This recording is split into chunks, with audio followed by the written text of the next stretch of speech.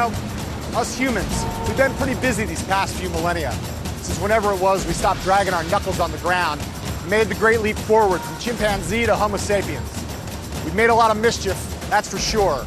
We've also created some pretty cool gear, which kind of got me thinking. Thousands of years from now, when learned scholars gaze back and try to list the most important, transformative, world-changing inventions in the history of humanity, what's likely to make the cut? The electric light bulb? The steam engine? The internal combustion engine? The airplane? The automobile? And of course, sliced bread.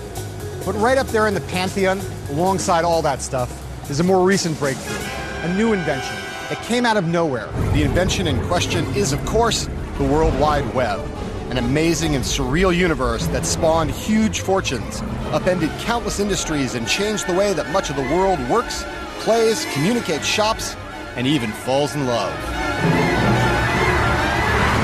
My name's John Heilemann, and I'm here to tell you the story of the web's rise from obscurity to global ubiquity. It's a tale I know like the back of my hand, because as a journalist, I had a ringside seat for the whole shebang. For more than a decade, I was right here in Silicon Valley, witnessing up close the moments that shaped the internet age. That age began with a vicious power struggle to decide who would control the future of the just emerging web. Jim Clark starts literally pounding the table, and he's like, we have to take this thing public. We have to take it public right now. Close of trading, I had made $663 million. A struggle that would end with an epic courtroom battle. I have no idea what you're talking about. And that would forever be remembered as the browser war. We were like a deer in the headlights with Microsoft in front of us, so, you know, what do we do? What do we do? It was all hands on deck. This is not a drill. They're gonna crush us, they're gonna crush us. We have to destroy this company.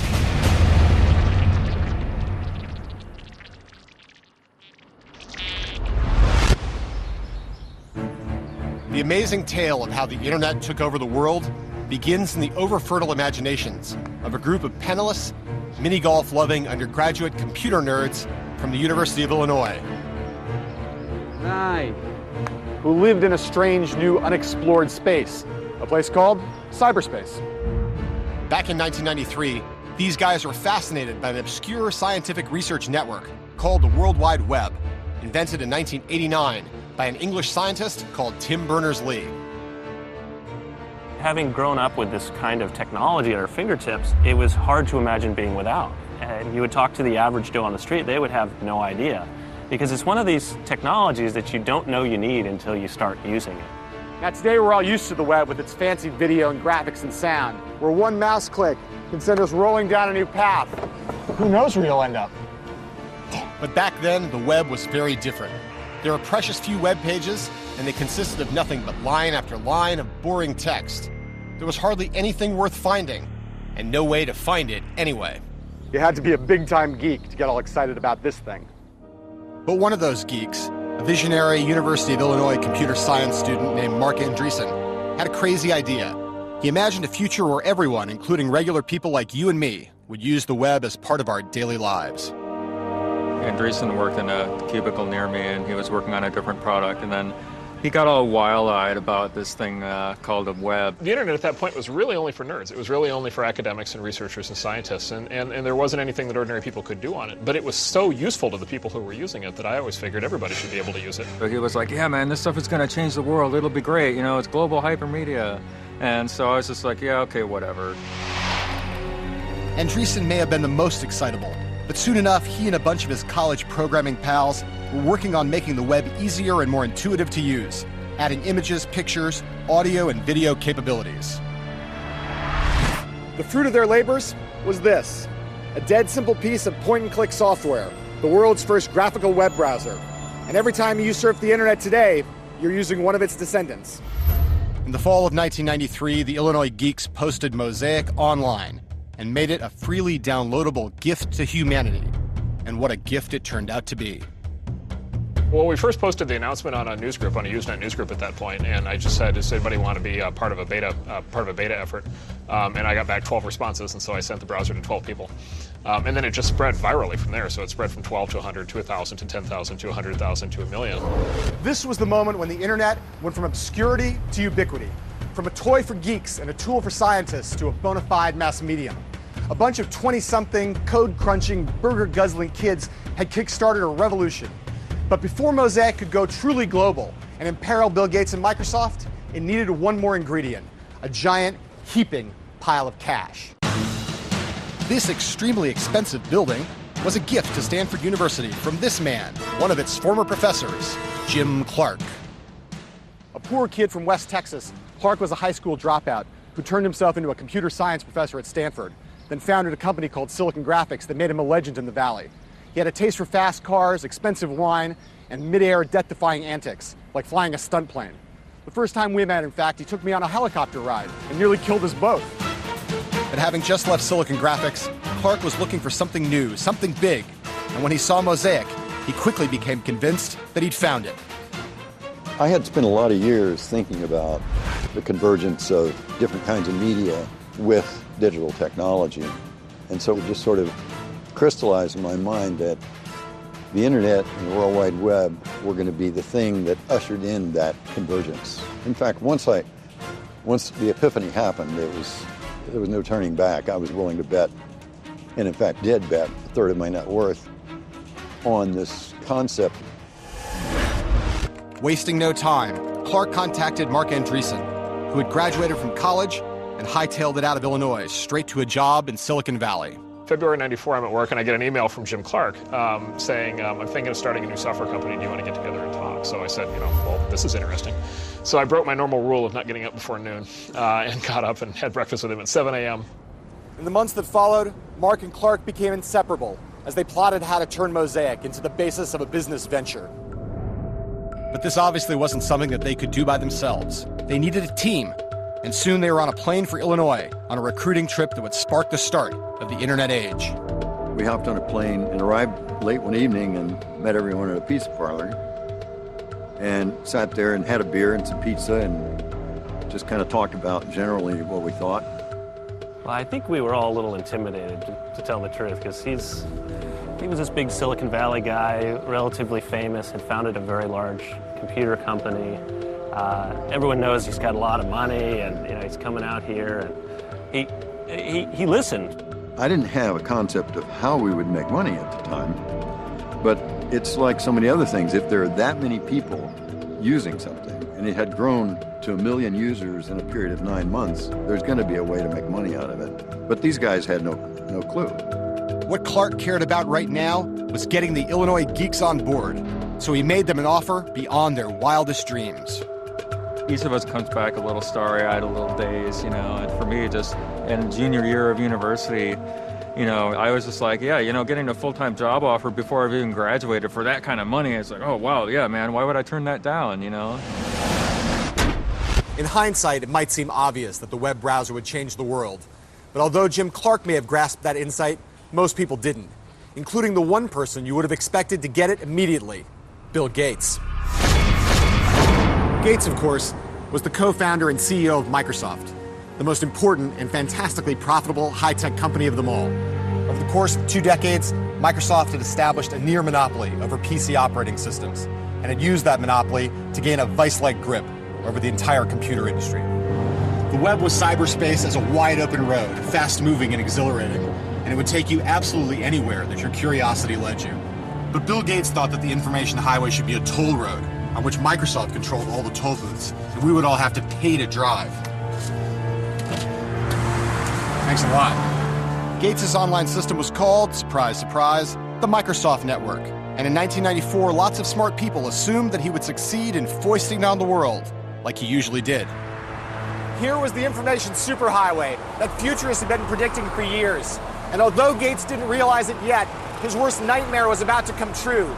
A gang of kids as young and ambitious as he himself had once been were about to threaten everything he stood for and everything that Microsoft had achieved.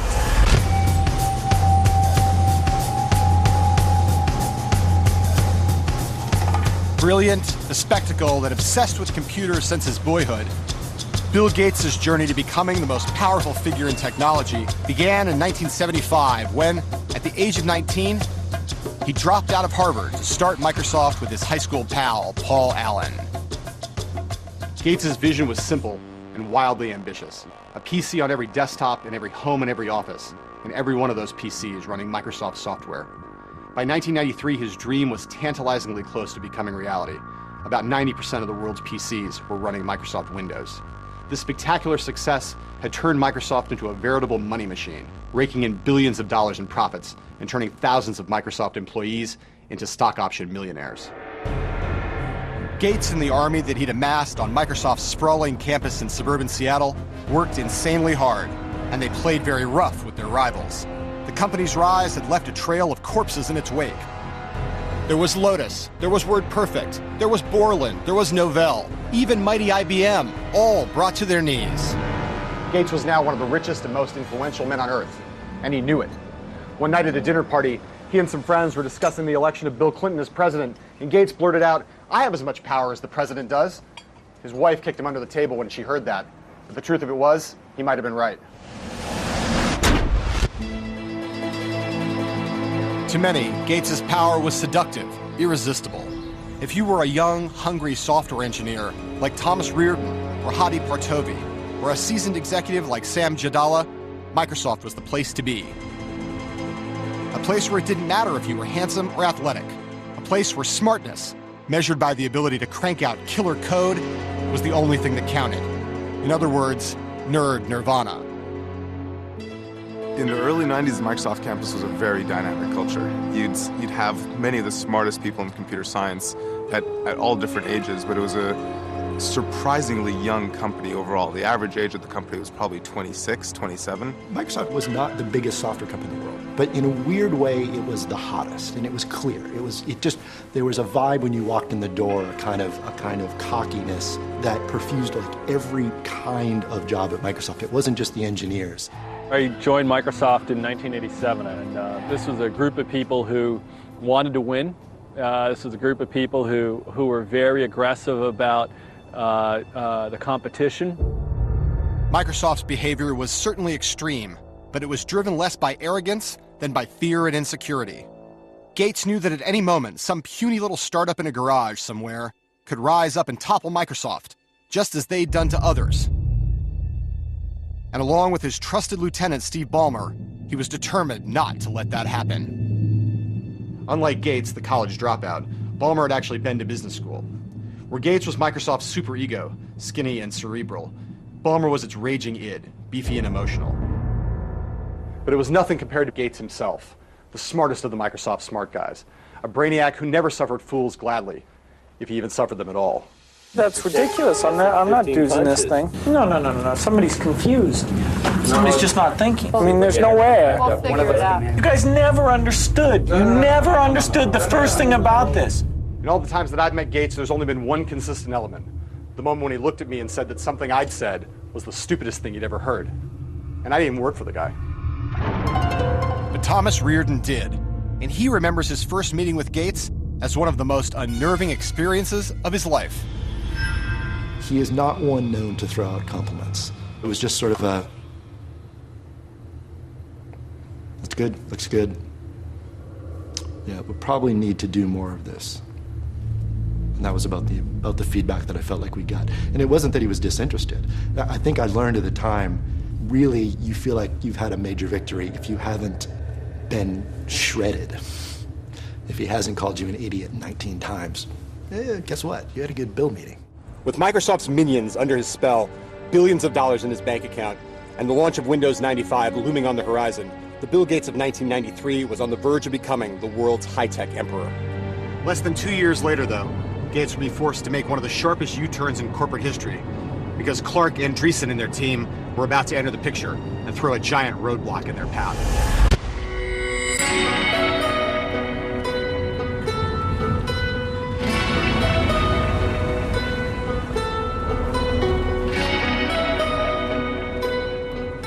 Certain parts of the world have always been magnets for certain types of people.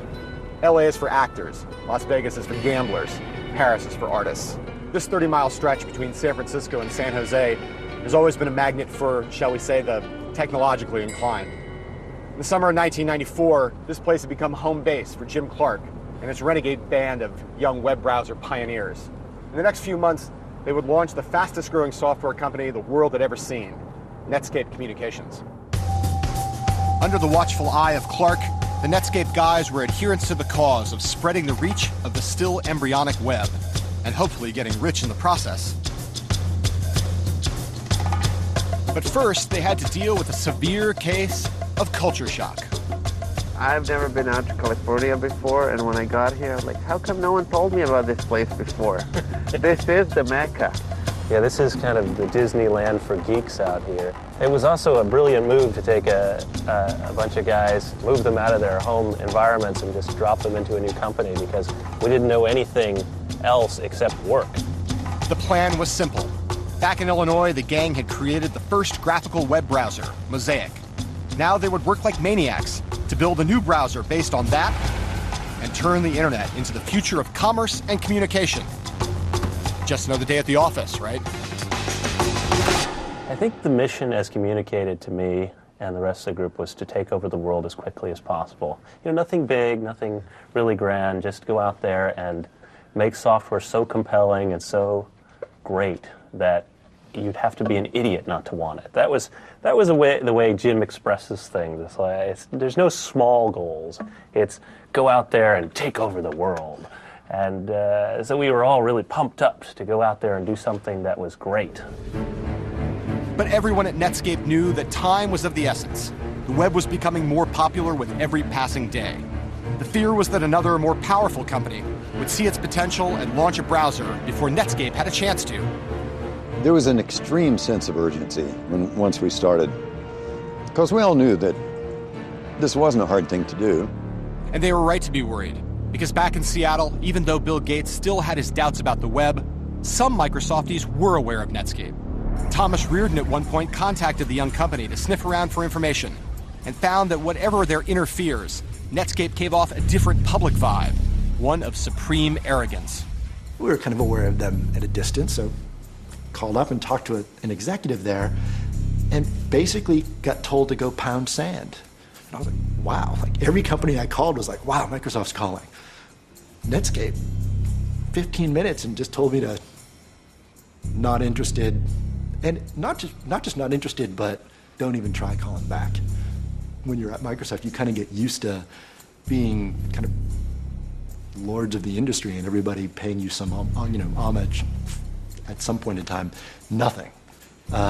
It's clear that Netscape culturally already perceived Microsoft as the people to take out. On the 13th of October, 1994, after months of feverish non-stop coding, Netscape's new web browser, Navigator, finally hit the streets. From this moment, conflict was inevitable, with Netscape cast as the upstart David and Microsoft as the mighty Goliath. Now, you might not think that David would have much of a chance in this fight, but from the moment Netscape's browser, Navigator, was launched, it was an instant runaway success.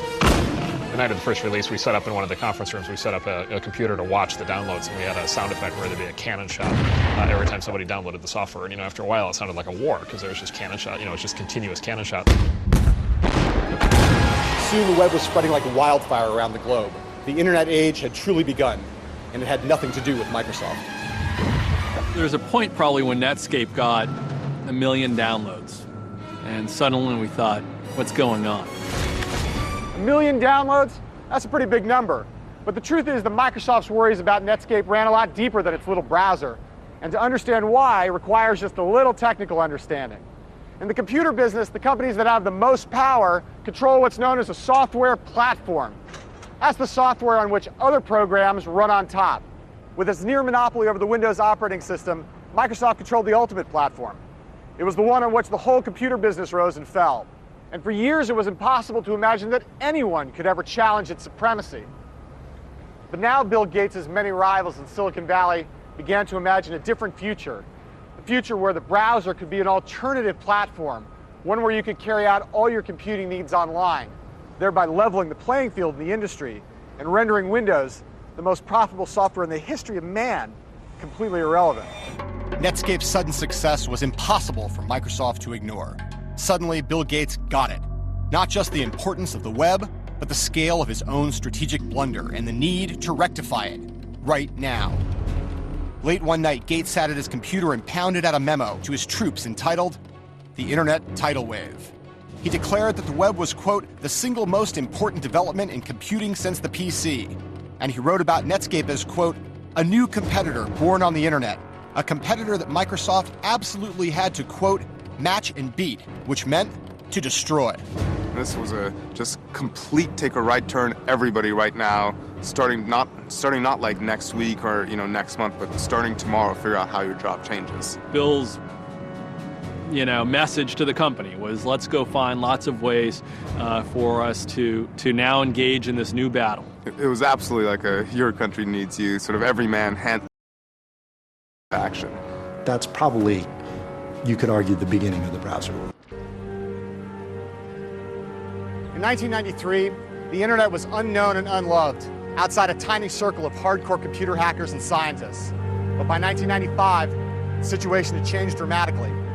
Now, thanks to the wizardry and the manic energy of a bunch of engineers here in Silicon Valley, the internet was becoming a full-scale phenomenon, a technology being compared in its importance to television and the printing press. Leading the charge was Netscape. Its browser was quickly becoming the gateway to the web for millions of people.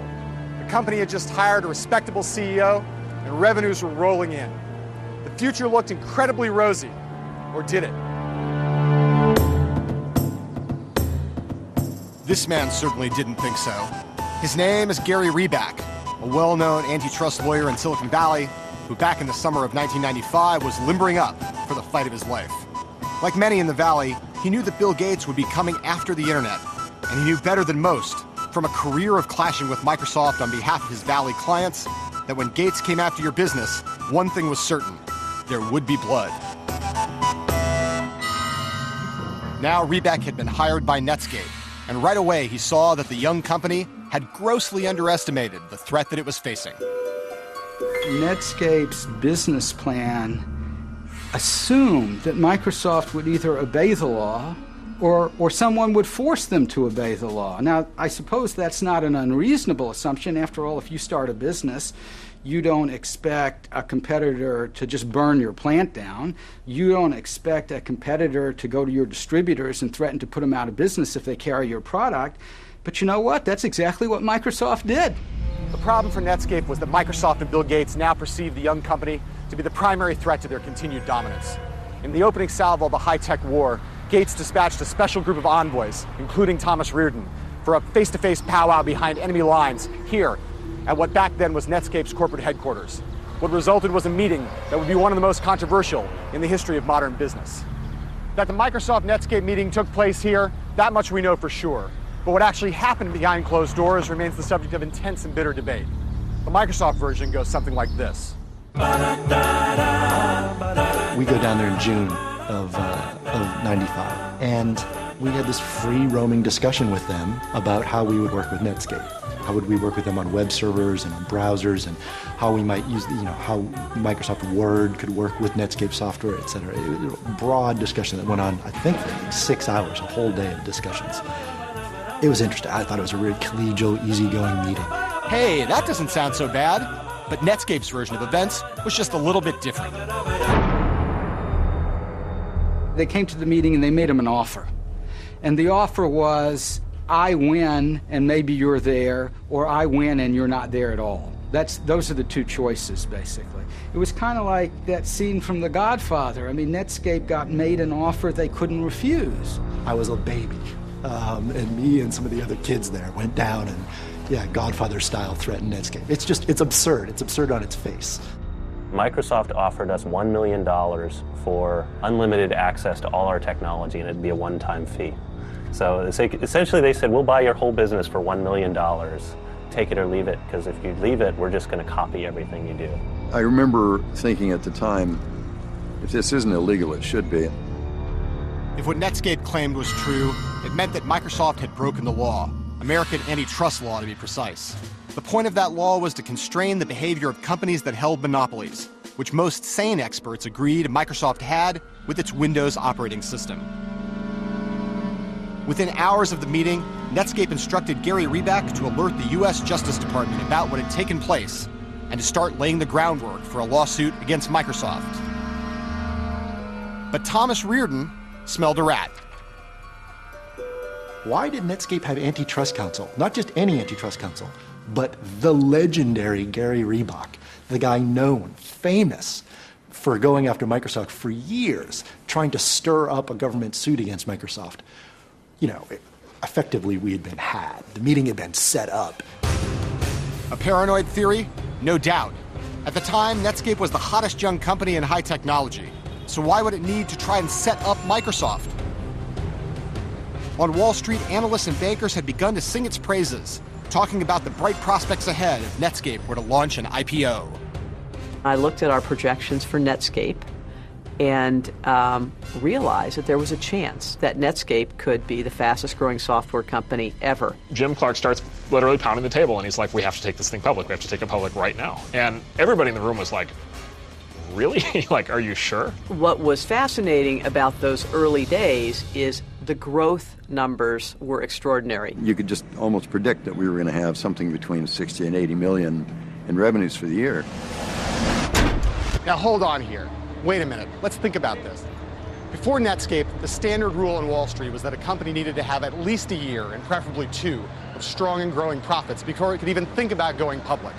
But Netscape in August of 1995 had only been in existence for a year. It didn't have a dime of profits, and it had no idea how it was going to make them. And as Jim Clark told me at the time, the only reason that he wanted to go public so fast was because he needed a giant windfall so he could build the world's biggest computerized yacht. So under these circumstances, going public was lunacy for Netscape, right? Certainly that's what most of the company's employees thought. Wrong. On the day of the IPO, Netscape stock went through the roof, igniting the internet boom that would rage for the rest of the decade.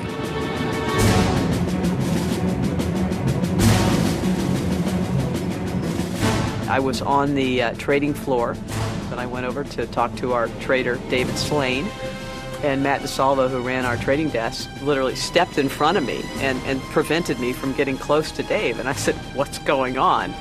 And he said, there's a lot of volume in the trading in the shares, and Dave needs all the focus that he has. And you start saying, biggest IPO ever, biggest rise, like all this crazy stuff. I was like, wow, people really like us, I guess.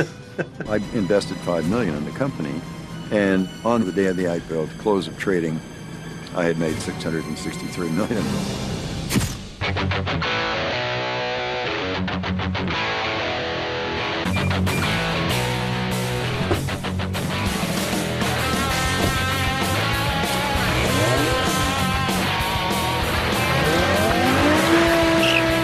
High on their own fumes, the Netscapies began to think they were invincible. They treated even their allies with arrogant indifference. And as for their enemies, one in particular, they violated one of Silicon Valley's cardinal rules: don't moon the giant. Back in the days when no one would give the finger to Microsoft, here was Marc Andreessen in the press over and over, heaping scorn on the company.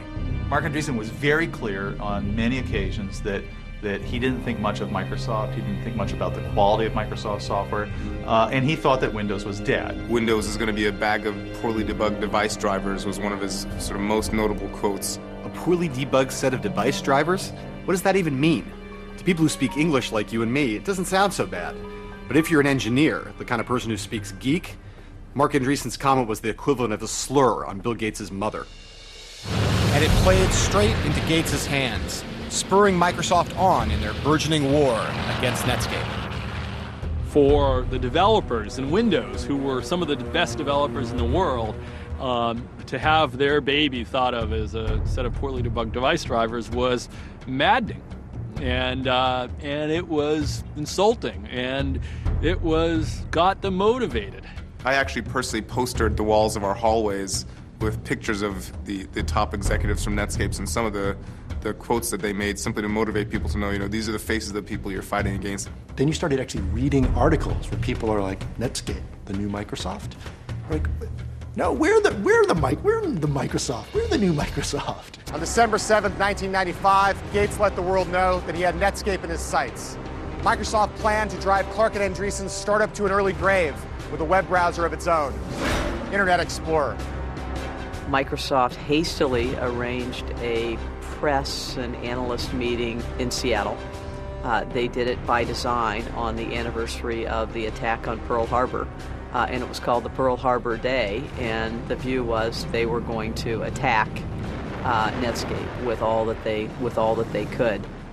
Everybody at Microsoft, every last group, every last product was lined up and focused against Netscape. We could say it was focused on the internet, but it was against Netscape. That was it. It was everything. It was all hands on deck. This is not a drill. We have to destroy this company. With traffic on the information highway accelerating rapidly, Gates had pulled out all the stops, pouring millions of dollars into the web and turning Internet Explorer into a do-or-die cause at Microsoft.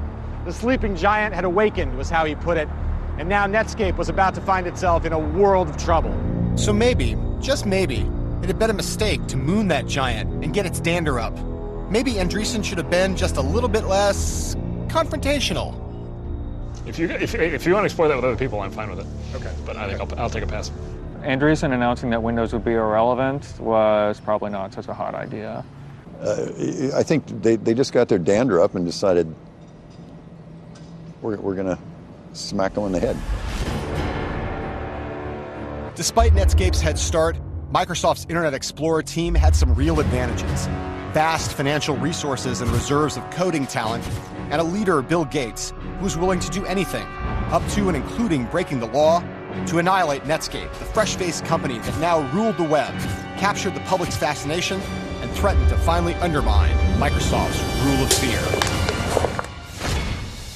I remember going back to college and talking to some friends and telling them that, I was working on building a Microsoft competitor to Netscape, and people just laughing at me, thinking, what are you thinking? There's no way. Our psychology, if you will, in the Internet Explorer team, maybe even the Windows team in '95, was that we were behind. In 1995, people didn't even differentiate the web from Netscape. They would say, I'm going to go browse Netscape. They wouldn't say, I'm browsing the World Wide Web or the Internet. The word for that thing was Netscape. Microsoft's plan was straightforward. Analyze Netscape's every move and imitate it. Release version after version of Internet Explorer and slowly chip away at Netscape's lead in browser market share, 1 percentage point at a time. My typical day was I'd get up, feed the kids breakfast, maybe take them to daycare, get to work around, let's say, 9:30 in the morning, and then I'd stay till 3:30 in the morning. I'd come home, get about 4 hours of sleep, get up, have breakfast, take kids, go to work, and then work 9:30 to 9:30. We didn't get any extra pay compared to other Microsoft employees. We were just scared for our product would lose. And it wasn't just the engineers who were working as if their lives depended on it. Gates also had at his disposal another formidable weapon, his shadowy army of salesmen. Secretive, relentless, and sometimes underhanded, their mission was clear: to put Netscape Navigator out of business by whatever means necessary, to cut off its air supply, as one Microsoftie put it, and to shove Internet Explorer down the throat of every Microsoft customer. The people who sold software to PC manufacturers were like a dark cult of people who you just knew just kept making money in ways that maybe we didn't even want to know how they were making money. They're like ninjas. They're like, you don't ask them what they do, they go in and they do these deals. They're $500 million deals. These are big multi-year sales deals. And they would do whatever it is they did, and I didn't want to know, and people around me didn't want to know. Gates' army of silent salesman assassins used all kinds of sharp-edged tactics to stop PC manufacturers from installing anything other than Internet Explorer. They had told Compaq that if they distributed our browser, that Microsoft would cancel the Windows license. Well, Compaq couldn't be in business without the Windows license, so therefore they weren't going to distribute our browser. Whatever else might be said about Microsoft's dirty pool, it was working. As both companies went head-to-head with version after version of their browsers, the market share of Internet Explorer steadily grew, and Netscape started to feel Microsoft breathing down its neck. Your room for mistake is 0. You sleep one deadline, the guy is right on your heels, right? So so it was hard. We're like a deer in the headlights with Microsoft in front of us, so, what do we do? What do we do? They're going to crush us. They're going to crush us. Netscape's sense of impending doom was heightened by one final factor. If the company was going to live up to its potential, it needed to make profits, so every dime of revenue was precious. But Microsoft had billions of dollars in the bank, which let it do something extraordinary. Rather than charging money for its web browser, as Netscape had to, Microsoft was able to give Internet Explorer away for free, bundled and seamlessly integrated into the Windows operating system. With IE4, it was over. I mean, it wasn't, oh, we're going to win. With IE4, we had 80+% of all browser users, everybody. By September 1997, the browser war was over. Microsoft had emerged triumphant. Netscape was reeling, its business on the ropes, its very survival in doubt. To mark the launch of Internet Explorer 4, Bill Gates decided to throw a party for the software warriors who'd created his new browser. But rather than throwing it here in Seattle, he decided that the more delicious venue would be here in San Francisco, the very heart of Netscape territory. During the celebration that followed, Thomas Reardon and his drunken colleagues noticed a 9-foot-tall Internet Explorer E symbol standing in the lobby of the party venue and were seized by a devilish, if inebriated, idea. We hoisted that big, huge, I don't know, several hundred-pound E up onto this truck and couldn't really get it roped down to the truck at all. Having secured the giant E in the back of a truck, the drunken Microsofties paid a driver to take them down Highway 101 into Silicon Valley. Then they dumped it here in the Netscape fountain and staggered their way back to the hotel. So I came into work, and here's this giant E on the front lawn, and people start strolling in, and everyone's talking about the E. And it was seen at the time, at least by me, as not a movement of strength by Microsoft, but a movement of weakness, of like a kind of neener, you know, we can do this, you know, look, we can stick something on your lawn. A juvenile prank? Absolutely. But a fitting symbol, too. From that point on, it was all downhill for Netscape. A year later, its market share now in single figures and dwindling, the company that ushered in the internet age was acquired by a bigger, but much uncooler company, AOL. You know, there was a sense that we were building something to last, and then at that point, seeing it get rolled into AOL, it's just like, you know what? It's gone. That's it. It's not going to last. And that was pretty hard. Jim Clark, too, was bummed about Netscape's demise, but he had a few, or rather a few million, ways to console himself. I invested $5 million in the company, and in the end made close to $2 billion, and that's a little bit more return than you need. All of the original Netscape engineers made their millions too, but in the end were left to ponder what might have been. You know, we were no saints either. Oh, we were much better then. We were much better, yes. We would have been benevolent rulers. No, we would have been evil. I just know that now, but I mean, we never got the chance to be truly evil. Jim Clark and his gang of coding misfits may have been defeated, but at least for them, the war was over. For Microsoft and Gates, however, quite the opposite was true.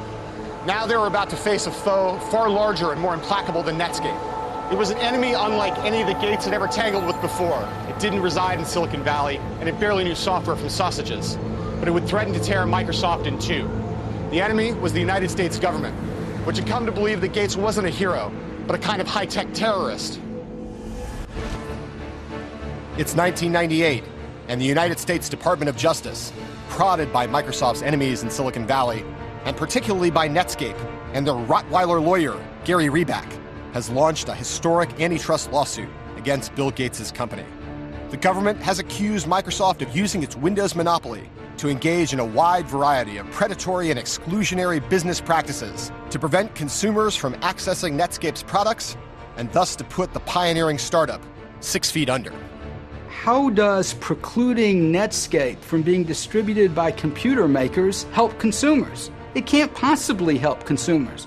Doesn't help Netscape. The only person it helps, the only entity it helps is Microsoft. That's clearly over the line. Now, with Microsoft's future hanging in the balance, the man who had declared himself as powerful as the president saw his company hauled into court, accused of being law-breaking miscreants, and had himself been forced to endure a marathon videotaped deposition. They had asked him questions and filmed his answers before the trial. And I think this was something new for Bill Gates, somebody asking him real hard questions that he couldn't refuse to answer. You type in here, importance, high. No. No? No, I didn't type that. Who typed in high? A computer. Here was the world's richest man, as the public had never seen him before. Petulant and passive-aggressive, obfuscatory and obscurantist, as a quibbler, a pedant, an amnesiac, a baby. I've never seen a stamp like that. I've never used a stamp like that. Haven't you seen stamps like that in every single one of the documents that you've been shown during this deposition? Can you get me all the exhibits? It's just a waste of time. It is a waste of time. I have no idea what you're talking about when you say ask. And so he came across in those tapes as not quite being truthful. In court, the government showed Gates on screen, denying any knowledge of the infamous June 1995 meeting with Netscape, saying indeed at the time, quote, "I had no sense of what Netscape was doing." But then the court was shown an email sent by Gates to some of Microsoft's top brass a few weeks before the meeting, outlining his strategy for dealing with Netscape. Gates declared that he thought there was, quote, "a powerful deal to be done with Netscape," and that maybe Microsoft should, quote, "buy a piece of them or something," adding that he, quote, "would really like to see this happen." Did we have people who pushed it and did deals that probably in retrospect they shouldn't have? I would say, yeah, I think that we did. That made it very tough on our competitors because we took advantage of our position. And clearly, unfortunately, that's what, became the dark cloud over Microsoft. The federal judge in charge of the Microsoft case issued his final verdict. Guilty, guilty, guilty. And he recommended that the company be broken up, causing its stock market value to plunge by $30 billion overnight. The verdict brought the highest kite's Internet Explorer team crashing down to earth. But it was even harder on Gates himself. The trial had taken a tremendous toll on Microsoft's boss. It wore him out, beat him down, made him physically sick. At one point, I was told by some Microsoft board members, Gates had even broken down in tears at a company board meeting. Eventually, however, a federal appeals court, though it agreed with the judgment that Microsoft had indeed systematically broken the law, decided the verdict was too harsh and rescinded the order to split the company in two. To many people, it seemed as if Microsoft had gotten away with murder yet again. But now, a few years later, standing here at Stanford in front of the Gates Computer Science Building, ironically just around the corner from the building that Jim Clark paid for, the story doesn't seem quite that simple. As the trial concluded, Gates handed over his position as Microsoft's CEO to his number two, Steve Ballmer. And soon he began to focus more and more of his time and effort on his philanthropic interests, housed at the Gates Foundation. What's clear is that very much like J.D. Rockefeller, that robber baron of an earlier age, Gates may wind up changing the world as much with his charity work as he did at Microsoft. What's equally clear is that Microsoft is no longer the force it once was. The cowboy swagger and bravado that defined the company in its golden years is gone. Although Microsoft won the browser war, the revolution sparked by Netscape unleashed a new generation of startups, companies like Google, that have made Microsoft look old and clueless and lumbering, just as Microsoft and Gates made IBM look 2 decades ago. And so an eternal lesson of the high-tech world has been proven true again. Even the most powerful empires can disappear in one click.